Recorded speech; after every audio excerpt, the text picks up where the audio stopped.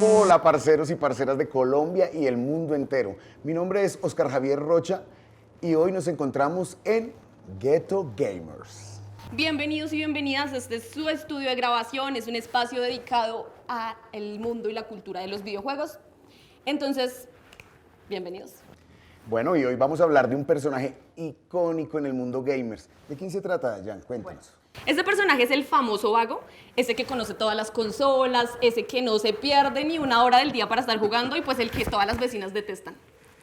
Tú tienes pinta, Javi, de que conoces de qué estamos hablando. Entonces, ¿por qué no te sigo los pasos y nos vamos directo a la nota?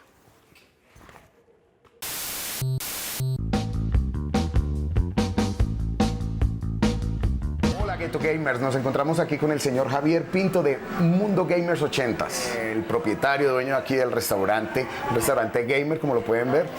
¿Cómo estás, Javier?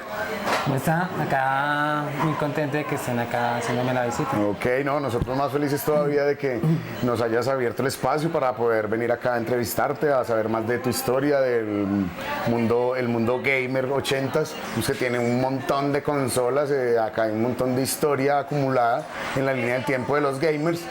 Y pues bueno, ya entrando en contexto, Javier, nosotros queríamos como poner en contexto a la gente que va a ver este magazine, que nos hables de tus experiencias a temprana edad jugando en las tiendas de barrio y toda esa cuestión. ¿Cómo fue ese entorno en ese tiempo? Bueno, mi cuento con los videojuegos empezó con mi primera consola, el Atari 2600.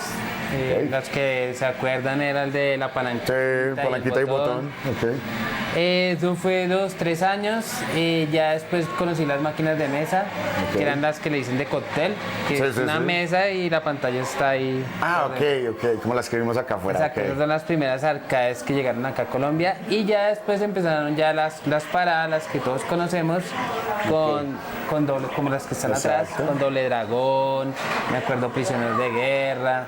Todo eso comienzo de ya de los videojuegos, yo digo ya con personajes que se les notaban las figuras, no como las de las mesas que eran más pixelados. Y ya como abriendo paso o alistando el paso a los juegos de pelea, que eso ya empezarían a comienzos de los 90. Ah, ok. Bueno, y entonces en ese entorno, ¿alguna vez tuviste una experiencia en las máquinas de mesa? En la tienda de barrio o algo así, ¿te llamaron alguna vez vago? Pues lo de las máquinas de mesa era muy pequeño todavía, Sí. era una novedad para mí. Ya, Ok. ya a finales de los 80, comienzos de los 90, que uno salía del colegio, Sí. o de pronto que le daban lo del pan a uno y uno se iba Se lo gastaban las máquinas. a las máquinas y que, pues a mí no me pasó, sí me regañaban, pero a mí no me pasó nada que le cogían de la oreja. Sí. Pero sí conocí muchos amigos que sí les pasaba eso. Ok, bueno, y digamos, llegar a este punto donde estás en este momento, me contaba tu mamá anteriormente, que estuvimos hablando acá afuera, tenían otros dos negocios más amplios y toda esa cuestión. Sí. ¿Cómo llegaron al tema de, o sea, hacer un restaurante temático con el tema gamer? Bueno, pues toda la vida he trabajado con lo de las comidas y pues me aficioné a los videojuegos. Ok. ¿Qué pasó? Que hubo un momento que las quise como fusionar y sobre todo cuando empecé a coleccionar arcades. ¿Por qué? Porque pues los arcades ocupan mucho espacio. Ok. Entonces pues o tocaría alquilar un salón muy grande o un negocio y poderlos tener ahí y Claro. sacarle provecho. Entonces esa fue como lo principal para haber unido estos dos mundos. Ok, estos dos mundos. Este mundo como lo veían anteriormente, digamos, no se veía así como lucrativo, sino que era como una pérdida de tiempo en la juventud, ¿cierto? Sí.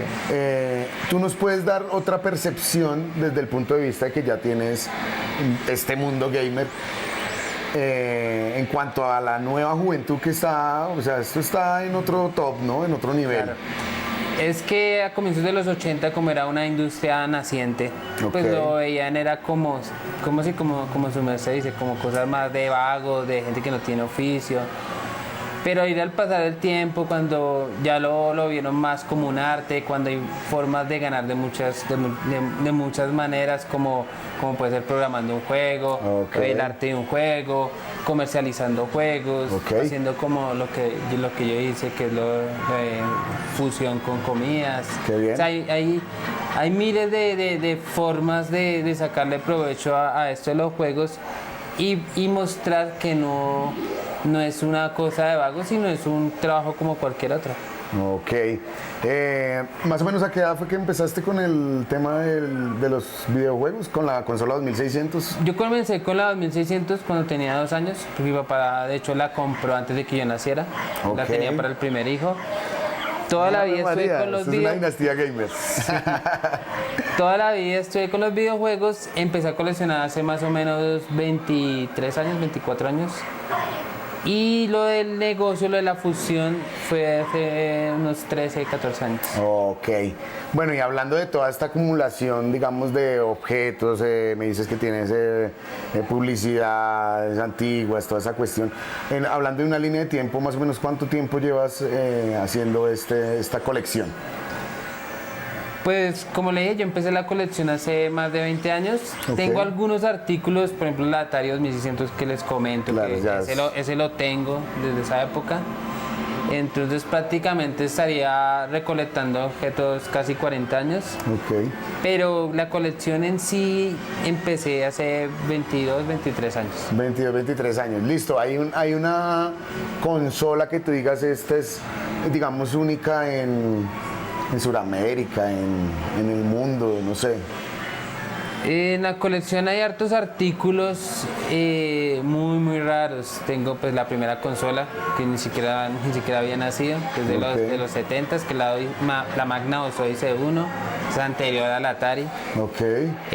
Tengo artículos que solo salen en Japón muy raros, juegos americanos muy costosos, pues estamos hablando ya de varios millones. Ok, claro. No juegos como de nueva generación, que andan 300.000, no, Ok. juegos muy costosos.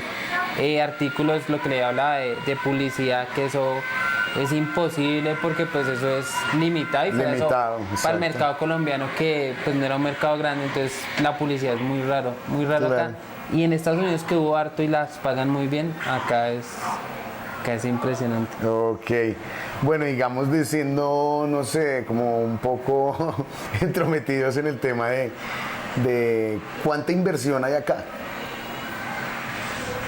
La última, pues no me gusta hablar mucho de precios. Exacto, y de hecho hace rato no hago cuentas, pero la última vez que hice como cuentas de la colección más o Un menos, inventario así. estaba más o menos en 4.000 millones, hace como unos 4 años. Ok.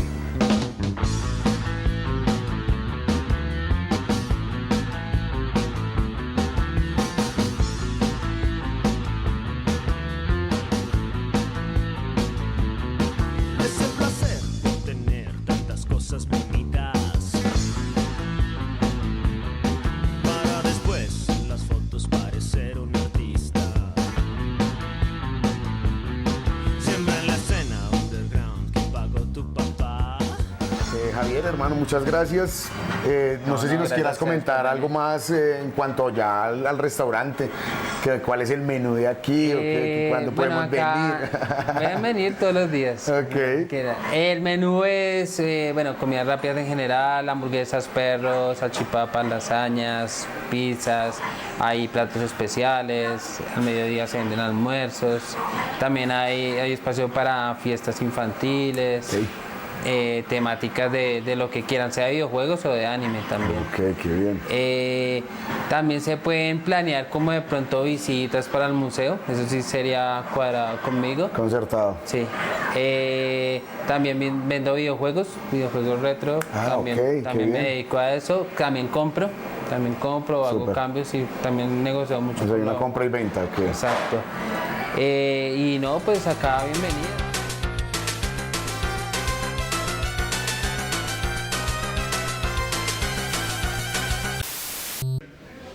Javi, muchas gracias por esta historia historia de vida que nos traes. Es maravilloso ver cómo los gamers no nos quedamos atrás y le damos la oportunidad de romper los estereotipos que están actualmente sobre los juegos. Claro que sí, Dayan, pero como nosotros estamos aquí para educar, quisiera comentarte cómo fue la influencia de los videojuegos en Colombia con los Ghetto Gamer. Más o menos en los 80s llegaron los juegos acá a Colombia, pero se popularizaron más o menos en los años 90 con la consola 2600, que fue de fácil acceso y fue muy popular por su gran economía. Claro, Javi, y no olvidemos, también hay que rescatar la llegada de los juegos al país, porque las primeras consolas llegaron con fuerza. Por ejemplo, con la Creaty que llegó en el 85, ¿tú recuerdas? O mejor, con la Family que llegó en 1990. Me gusta esa, me acuerdo que era sobre todo porque traía muchos juegos incorporados en el catálogo. Exactamente, pero no podemos olvidar en 1993 cuando llegó la consola Super Nintendo con una gran gama de juegos como Mario Bros, Superstar Soccer y bueno, muchos más. No, y lo importante es que este auge de los videojuegos llega a invadir las ganas de la gente de progresar. Vemos en los juegos, en la compra de consolas, como desde los 90 mucha gente ya empieza a comprar sus propias máquinas, a fomentar y procurar estos espacios para los niños y jóvenes. Y pues, qué chévere ver estos emprendimientos como el de Javier Pinto. Correcto, Dayan. Entonces, ahora te invito a ver la siguiente nota.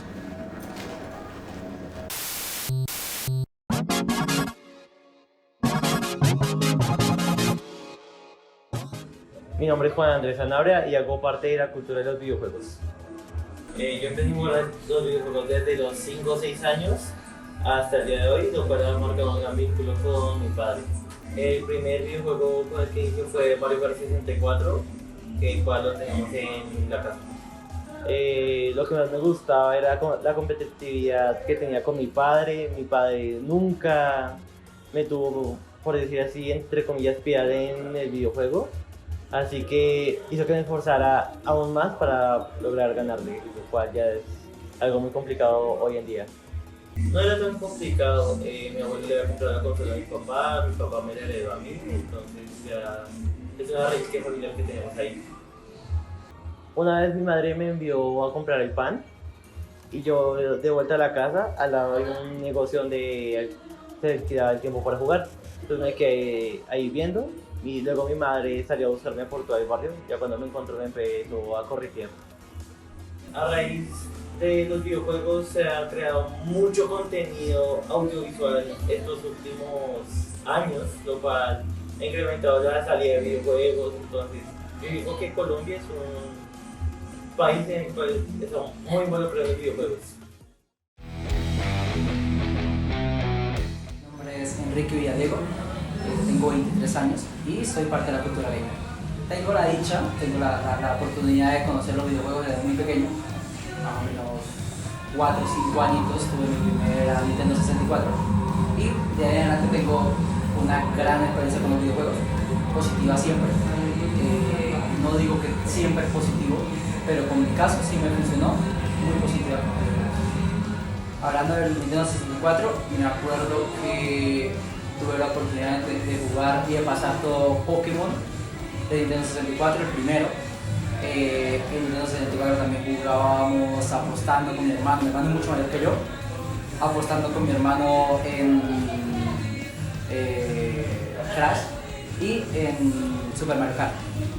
Tuve la suerte en que cuando tenía 10, 11 añitos, como digo, mi hermano es mucho mayor que yo, él montó su propio negocio de videojuegos. Alquilaba Play 2, Play 3 y alquilaba Xbox 360. Entonces, gracias a eso, pues, siempre fue muy accesible para mí. Desde que llevaba al colegio o de la escuela en ese entonces, pues tenía la oportunidad de sentarme a jugar, se había hecho tan feliz. Sí, yo soy un pueblo pequeño, entonces era como el único lugar así que había en el pueblo. También inteligencia mi hermano en hacer eso. Y como te digo, pues bastante peligroso fue desde 2010, 2011, no recuerdo, y me acuerdo que lo cerramos en 2019, así que 8 años tuvo un negocio, sí. Fue después de grande, y recuerdo mucho la convivencia con mi hermano se basaba en un juego, en que Él tenía el negocio, yo lo atendía, pero siempre tuvimos nuestras riñas, como todo hermano mayor cuando uno es adolescente. Me acuerdo mucho, una vez mi hermano una noche me dice, después de cerrar, me dice, vamos a entrar al negocio que quiero jugar un rato. Vamos. Y me dijo, se sentó, empezamos a jugar y se empezó a desahogar conmigo de muchos problemas que tenía familiares, de trabajo, de negocio. Y siento que eso fue la experiencia más bonita que tuve, porque después de eso la relación con mi hermano mejoró muchísimo. Creo que tanto como él se expresó conmigo, yo también aproveché y saqué todo lo que tenía para decirle a él. Y después de ese momento me siento muy feliz de decir que fue jugando Play mientras arreglamos nuestra relación. Yo soy muy joven, tengo 23 años. Para mí, después del Nintendo 64 que tuve, siento que todo fue perfecto. Mi vida siempre ha basado en torno a los videojuegos y gracias a eso, por ejemplo, tengo ese trabajo. Yo era cliente acá y vine tantas veces seguidas y ayudaba a los muchachos, porque los muchachos que estaban de consola, terminé ayudando a los muchachos y me terminé recomendando, ahora soy administrador. Es así creciendo, siento que puede influenciar mucho la cultura colombiana. Yo antes de eso era mesero en muchos restaurantes. Justo después de eso ahora soy administrador de un negocio. Siento que así debería ser el momento de Colombia con los videojuegos, ver siempre eso a un lado positivo. Ok, Dayan, yo no sé si más o menos en los años 90 llegaste a jugar un juego que se llamaba Donkey Kong Country. No, yo no había nacido todavía para esa época, pero pues sería interesante explorar con estos juegos retro, ¿no? Además, Javi, ya que estamos preguntando, yo tengo una inquietud. ¿Tú qué opinas sobre esa gente que cree que es que los videojuegos son solamente un espacio de ocio, o solamente para gente desocupada? ¿Tú qué crees? No, para nada, no estoy nada de acuerdo. ¿Por qué? Porque lo podemos verificar con la historia del señor Javier Pinto y otros dos testimonios que tienen unas experiencias increíbles que veremos a continuación, ¿no?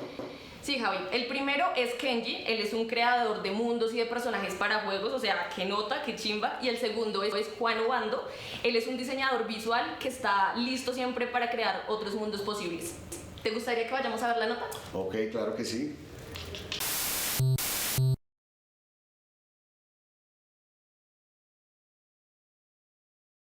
Hola, mi nombre es Ricardo Quintero, soy productor multimedia dedicado a la industria de los videojuegos. Me he dedicado en los últimos 3 años a la producción general de sonido, cinemáticas, creación de crowds o multitudes para videojuegos.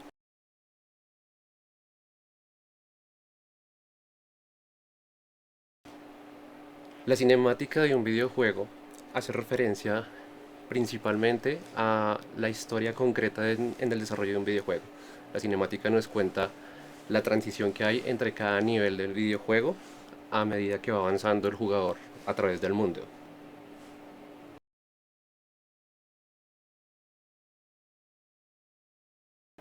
Actualmente los videojuegos se pueden considerar como un medio de educación debido a que estamos entrando al metaverso. El metaverso es un universo muy grande actualmente con un desarrollo fuertemente ambientado precisamente en videojuegos. Por ende, la educación en los videojuegos y otros temas generales que llegan a conectar el mundo de los videojuegos con los elementos cinematográficos 3D y todos los elementos de la multimedia se juntan en un solo punto. Así que se puede decir que los videojuegos también están entrando en la parte educativa. Así que se puede tomar como ocio, pero principalmente en este momento estamos en una etapa educativa.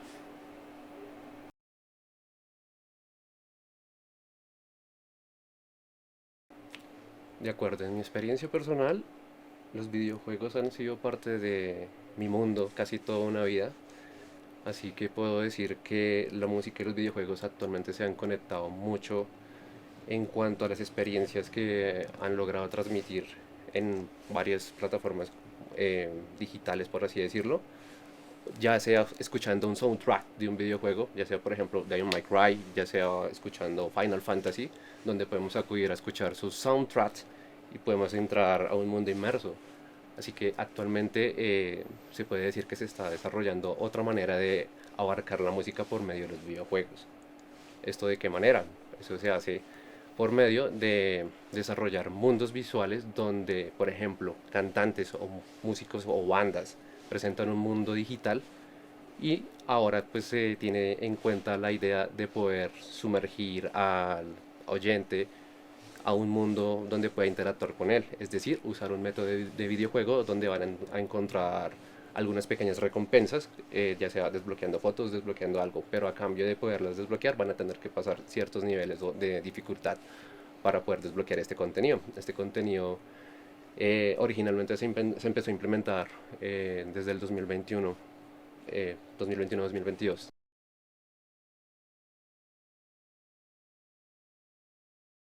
La conexión entre el cine y los videojuegos es muy grande y es muy importante porque por medio de esta estamos adaptando los videojuegos a historias en la pantalla grande.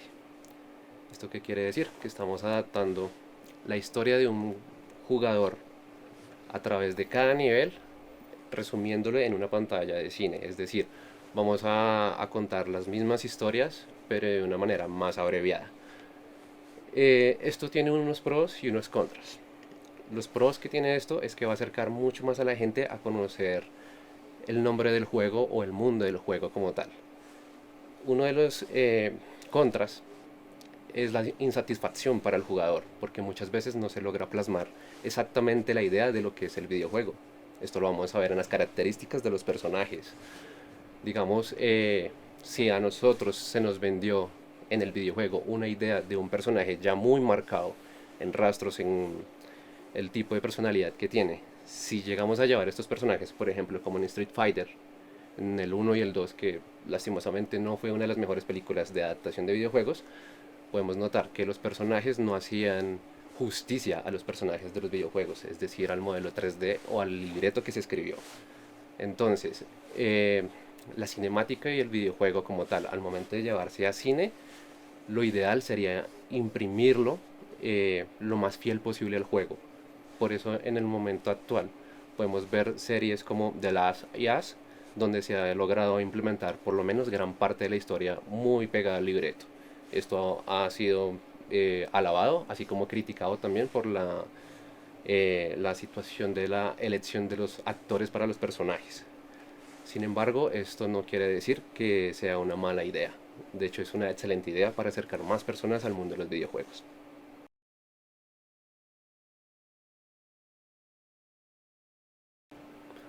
Mi primer acercamiento como usuario fue a la edad de 9 años. Recuerdo que uno de los juegos que más me llamó la atención fue Tekken. Me tuve ese acercamiento con Tekken, ya que mi hermano mayor fue campeón de Tekken a nivel mundial en el año 2000. A nivel profesional, mi primer acercamiento laboral como tal fue con una empresa en Vietnam hace unos años, donde fui contratado para realizar la elaboración de crowds. Crowds en español son multitudes, es decir, llenar ciudades de personas. Esta experiencia me permitió a mí analizar el mundo digital, multimedia en general, y darme cuenta que no solamente se trata de diseñar o elaborar una pieza, se necesita un equipo gigante para poder compactar un videojuego, así sea el más corto. Siempre hay muchos elementos que elaborar, ya sean visuales, ya sean sonoros, ya sea simplemente de mecánicas del juego. Así que esta es una de las experiencias que más me ha nutrido.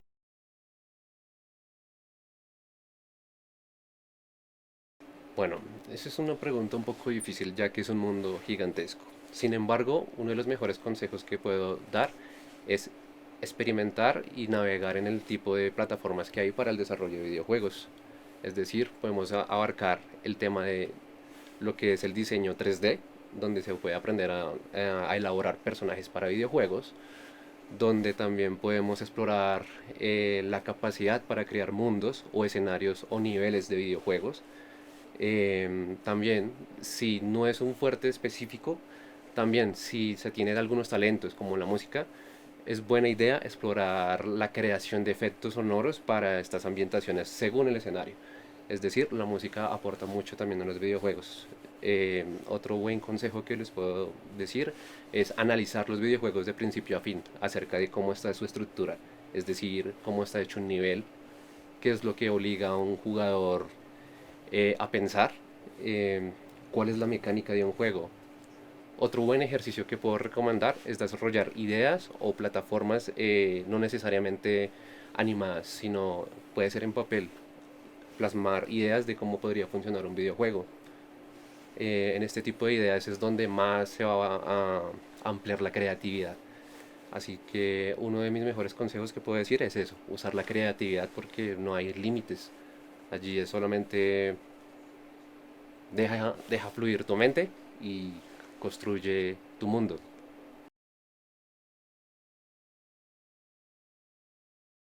Mi nombre es Juan Obando, yo soy artista visual o artista plástico bogotano, colombiano, y llevo prácticamente unos 15 años trabajando en arte que en su mayoría está centrado en la imagen digital y la pantalla como un escenario donde conflictúan como las tensiones entre la realidad y lo imaginado, y la expectativa de una vida que se nos promete a través de la pantalla y las transformaciones o las conversaciones o tensiones que pasa entre los diferentes actores que están detrás de toda esa infraestructura que hace llegar imágenes a nuestras cabezas por medio de pantallas. ¿Qué más? Sí, prácticamente me dedico a eso. Trabajo entonces generalmente con dispositivos generales y mi obra en su mayoría ha tomado forma de video, videoesculturas, videoinstalaciones, mayormente, sí, a eso me dedico. Vale. Bueno, como te contaba al inicio, pues el magazine es alrededor de los videojuegos Ujú, y pues la obra en particular de la que queremos hablar es de Pro Revolution Soccer. ujú. Entonces, pues cuéntanos un poco alrededor de qué es Pro Revolution Soccer y cuál fue la motivación para intervenir pues un juego convencional sobre fútbol. Vale, claro. Eh, bueno, para hacer una historia larga, un poco más corta, la inspiración de esta obra tiene que ver con una anécdota en la que el Ejército Zapatista de Liberación Nacional termina por cuestiones del destino, termina siendo patrocinado por el club de fútbol Inter de Milán. El capitán del Inter, Javier Zanetti, a mitad de los años 2000, eh, hace énfasis en su contratación con el Inter, de que el Inter establezca una relación de apoyo al Ejército Zapatista de Liberación Nacional en las montañas de México, en Chiapas, y esto hace que se produzca una unión increíblemente rara en la historia de los movimientos revolucionarios mundiales, histórico pues, en que un club de fútbol patrocinado por grandes marcas y grandes corporaciones como Nike y Pirelli termina de alguna manera proveyendo ayuda a un grupo subversivo o anticolonialista, sobre todo anticapitalista, antineoliberal, eh, en México. O sea, desde Italia a México y desde un espectro completamente capitalista a un espectro completamente subversivo, estos dos establecen una relación. Eh, eh, entonces, esta relación termina siendo muy amigable entre estas dos agencias que son, de nuevo, diamétricamente opuestas. Y entre los muchos intercambios que hubo y que todavía sigue habiendo entre el ZLN y el Inter de Milán, existe un momento en el que hubo una carta escrita por el subcomandante Marcos, que es el supuesto líder del ZLN, en el cual él, de manera amistosa, pero también muy burlona, reta al Inter de Milán a un partido en contra del ZLN. Y una de las razones por las cuales hay esta unión entre estos dos bandos es que el ZLN, de entrada, antes de ser contactado por el Inter de Milán, ya ellos, el fútbol, la práctica del fútbol es una práctica completamente adherida a su ideología y a su práctica revolucionaria. Hay muchos escritos del subcomandante Marcos que hablan del fútbol de manera poética y de manera metafórica en cuanto a las relaciones entre el fútbol y la revolución. Él habla acerca del juego y el juego del neoliberalismo, el juego del capitalismo y cómo lo estamos jugando y quiénes somos los equipos que necesitamos unirnos para vencer el mayor desafío. Hay como muchas alegorías al fútbol.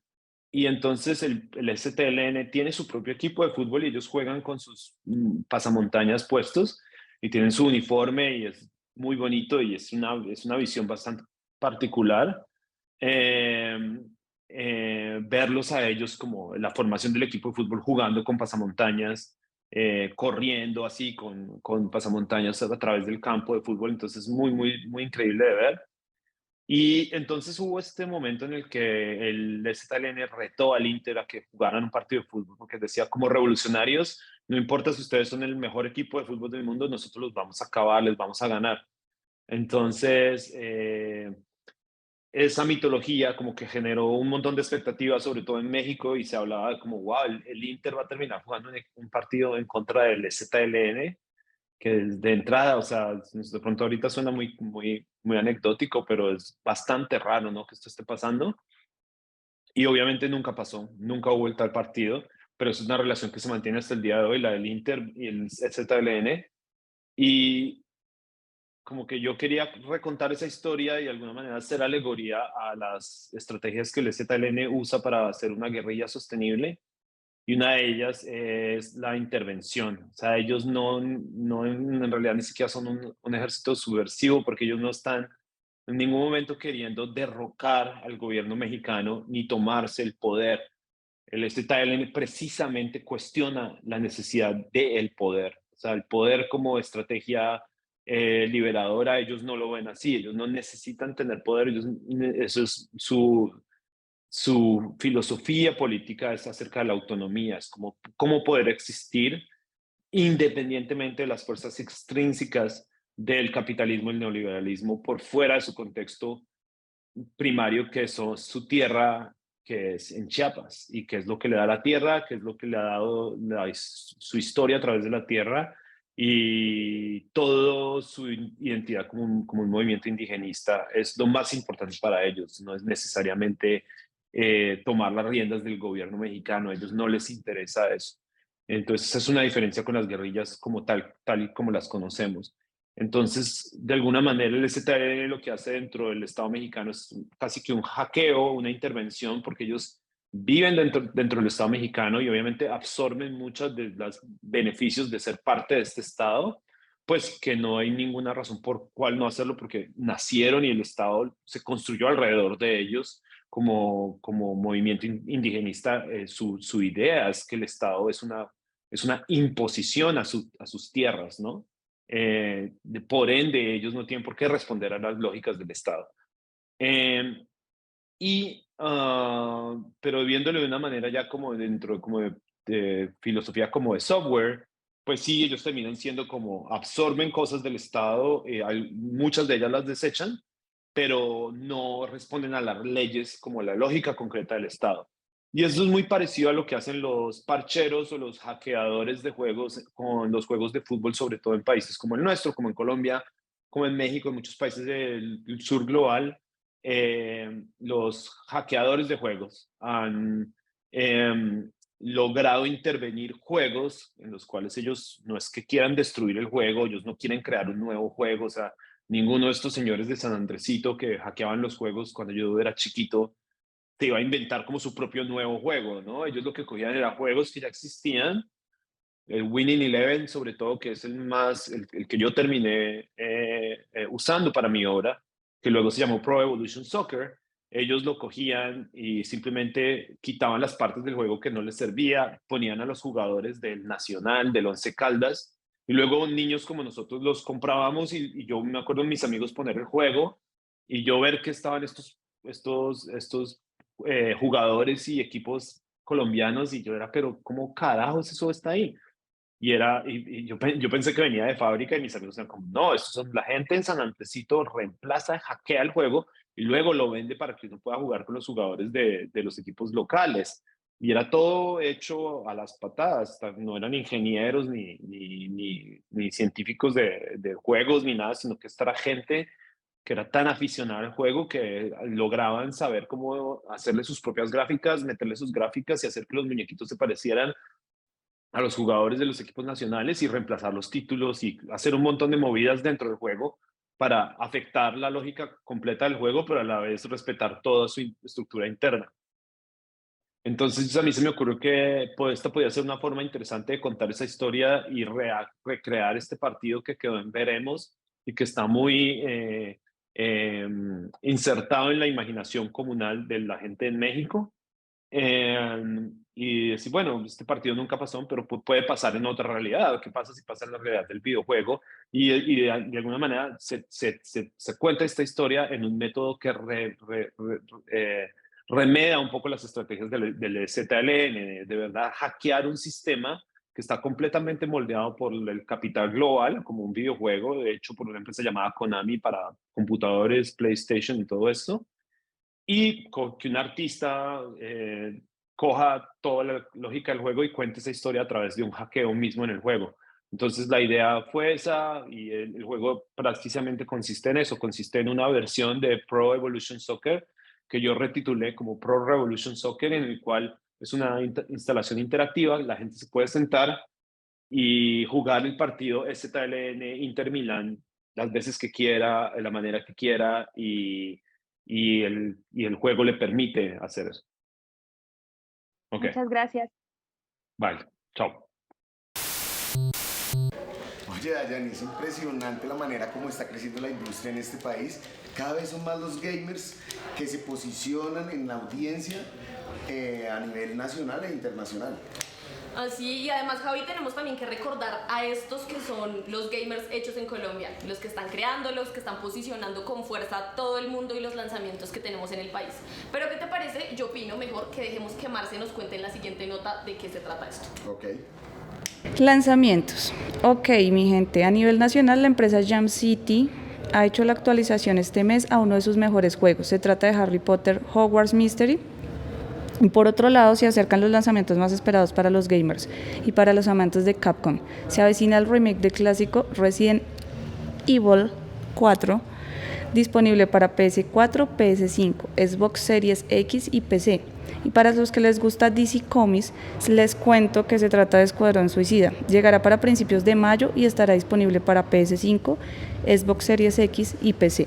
Y si lo de ustedes es el combate cuerpo a cuerpo, este año tendrá lugar para una de las sagas favoritas. Se trata de Street Fighter 6, disponible para PS5, PS4, Xbox Series X y PC, para inicios de junio. Epa, eso se ve buenísimo y llegó el momento que estábamos esperando para que hablemos de consolas y su influencia en los gamers. Ajá, Javi, este es el momento de la verdad, confiésate. ¿Tú qué prefieres? ¿Con qué equipo te vas, Play o Xbox? Personalmente me voy con PlayStation. Ay no, pero también tienes que tener en cuenta que esto no es solamente de preferencias, también es de gráficos, es de rendimiento. Exactamente, y también como de ergonomía, ¿verdad? Bueno, sí, yo sinceramente prefiero Xbox y no voy a discutirlo contigo. Ok, bueno, Dayan, pues vamos a ver las ventajas y desventajas en la siguiente nota. La guerra de consolas, nos guste o no, forma parte del imaginario cultural de la industria de los videojuegos. Hoy en día vemos conflictos entre jugadores que voluntariamente toman la bandera de Xbox o PlayStation. Tanto la Xbox Series X como la PlayStation 5 ofrecen especificaciones soberbias y experiencias de juego de gama alta. Pero ¿cuál es la mejor para ti? A continuación te mostramos cómo se comparan para ayudarte a tomar una decisión. Diseño. En lo que respecta al diseño, la Xbox Series X y la PS5 son consolas muy diferentes. No se parecen en nada a lo que ha habido hasta ahora. La PS5 es enorme, la videoconsola más alta del mercado de masas. También tiene un diseño único con dos carcasas que protegen la unidad principal de la consola. Y la Xbox Series X es fornida de chaparrada, apenas tiene curvas y se parece más a una mini torre de PC. En cuanto a hardware y procesamiento de gráficos, ambas consolas son bastante potentes que sus predecesoras. La Xbox Series X es 4 veces más potente que la Xbox One X y lleva un procesador Zen de 2 a 8 núcleos a 3,8 GB por núcleo. Pero la PlayStation 5 también funciona con un procesador Zen de 8 núcleos, pero a 3.5 Hz por núcleo, ambas con una RAM de 16 GB. En cuanto a capacidades gráficas, cada consola es capaz de alcanzar resoluciones de hasta 4K, 2160p a 60 imágenes por segundo. También pueden ofrecer 120 fotogramas por segundo, que es una opción en algunos juegos. En cuanto a almacenamiento y memoria, ambas consolas están a la última en SSD. Ambas han adoptado la tecnología de unidades de estado sólido para acelerar los tiempos de carga. La Xbox Series X cuenta con una unidad SSD interna de 1 tera, aproximadamente 800 GB disponibles para el usuario, y la PS5 con un espacio de almacenamiento, su SSD ofrece 825 GB, pero el usuario solo dispone de 700 GB. Ambas tienen la posibilidad de aumentar ese almacenamiento. En cuanto a juegos en la nube, ambas consolas también ofrecen plataformas de juego en la nube, aunque la de Xbox es la más desarrollada en estos momentos. PlayStation 5 tiene acceso a los 3 niveles de PlayStation Plus que Sony relanzó en 2022, que incluyen una serie de juegos de streaming en la nube a los que se puede acceder. Y si hablamos de retrocompatibilidad, tanto PlayStation como Xbox ofrecen retrocompatibilidad con miles de juegos de sus respectivos catálogos, a menudo introduciendo mejoras de rendimiento y velocidad. Y en precio, probablemente el factor más importante de todos, en el momento de su lanzamiento, tanto la Xbox Series X como la PS5 costaban alrededor de 450 libras en el Reino Unido y $500 en Estados Unidos. En Colombia, la PS5 está alrededor de 3.500.000 y la Xbox Series X entre 600. Bueno, público, ahí lo tienen, entre gustos no hay disgustos. Lo bueno es que hay consolas para todo tipo de atractivo. Tienes toda la razón, Dayan.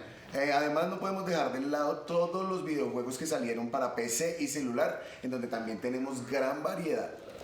Claro, y además, ¿qué me dices tú de lo que se viene con la realidad virtual? A mí me parece que esto de aquí a futuro va a estar increíble. ¿Tú cómo te lo imaginas en unos años? Bueno, ni me lo imagino. Pues justamente vamos a ver eso en la siguiente nota. En 2018 se estrenó la película Ready Player One de Steven Spielberg, basada en la novela homónima de Ernest Cline, que nos mostró un mundo donde la realidad virtual se ha masificado y es un importante recurso económico. Bueno, retro gamers, parte de esta distopía podría convertirse en una realidad en unos pocos años. Con el avance acelerado de esta tecnología de realidad virtual, aditamentos como el traje Tesla que te permiten sentir los estímulos del juego prácticamente en todo el cuerpo, máscaras que simulan diferentes olores, gafas que te permiten jugar sin necesidad de otros mandos manuales y muchos más. Todas estas mejoras hacen de la realidad virtual una experiencia cada vez más inmersiva, y aunque algunos de estos aditamentos no son precisamente nuevos, sí es cierto que con mayor popularidad y masificación poco a poco se están volviendo más asequibles. Así que quién sabe, retro gamers, quizás más pronto de lo que imaginamos nos encontremos todos dentro de los juegos de realidad virtual. Pero solo el tiempo nos dirá. Retro gamers, me despido por ahora y nos encontramos en la próxima partida.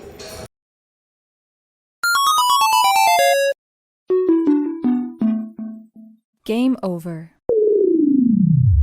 Game over.